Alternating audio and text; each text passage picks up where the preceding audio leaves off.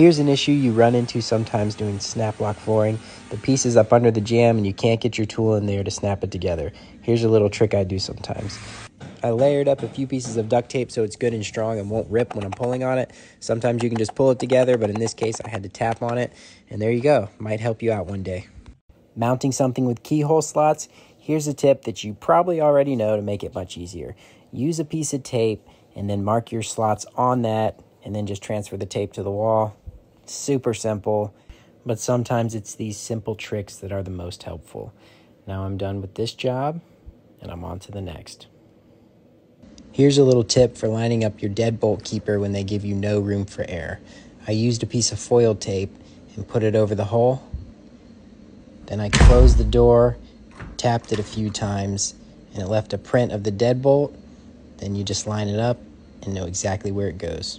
So when you're remodeling, you end up with a lot of blocks like this, and you don't always want to cut the power off because you're using the lights or for whatever reason. So let me show you how I like to get these off. You can take a Sawzall and cut on either side, but I like to just use my hammer. I'm going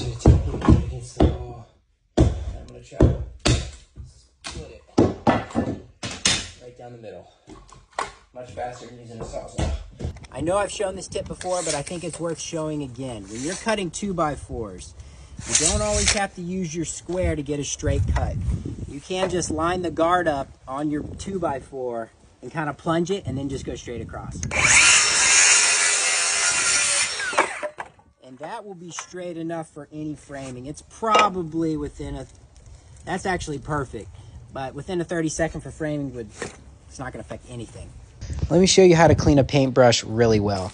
Get a bucket of water, dab your paintbrush in it, over and over. Make sure your bristles are bending this way so it doesn't damage them. Keep doing that. Then empty your water, sling that brush out really well. This is key, sling it out really well. Get all of that dirty water out of there. Repeat this until it's pretty clean, so you can grab you a wire brush and start scrubbing all of that paint that dried up in those bristles. Scrub it out really well, don't leave anything behind. And then just repeat the process of rinsing and slinging the water out until the water is pretty much clear. And there will be water left up in here in your brush, so I like to smack it on my hand a few times until I get that water out.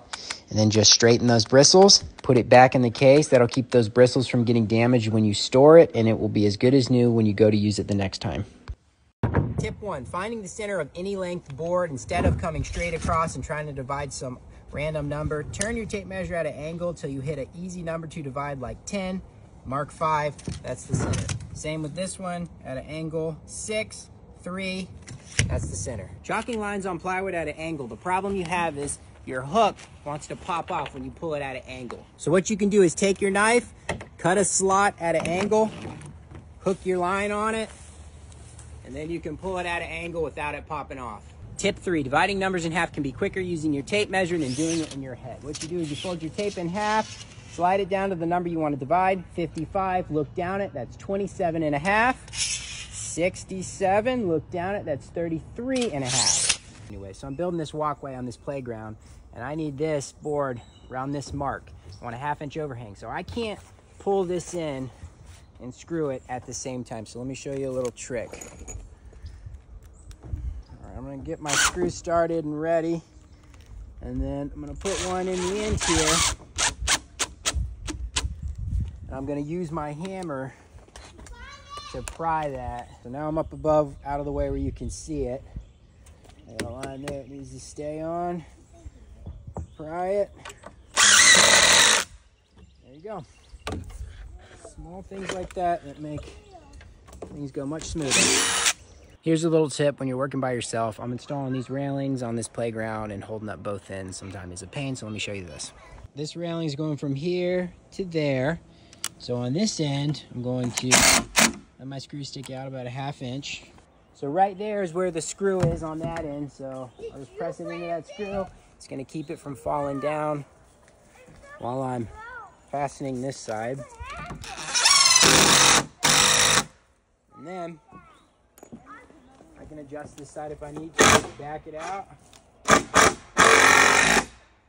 Screw it in. Little things like that are helpful.